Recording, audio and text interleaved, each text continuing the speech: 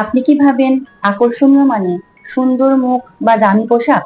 আকর্ষণীয় হতে গেলে সুন্দর হতে হবে, এই ভুল ধারণাটা অনেকেই মনে পোষণ করেন।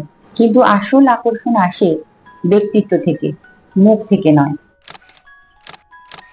মানুষ আপনাকে মনে রাখে যখন আপনি তাদের কথা মন দিয়ে শোনেন, চোখে চোখ রেখে কথা বলুন, শান্ত হন, আত্মবিশ্বাসী হন এবং অন্যের কথা মন দিয়ে শুনুন।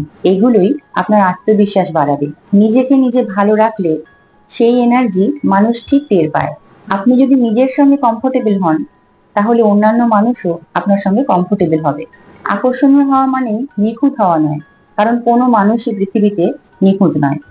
আকর্ষণীয় হওয়া মানে আপনার নিজস্ব সত্তাকে সবার সামনে যত্ন করে প্রকাশ করা। মানসিক স্বাস্থ্য বিষয়ক সমস্ত ভিডিও দেখতে ক্লিক করুন মেন্টাল হেলথ নামাঙ্কিত প্লেলিস্টে।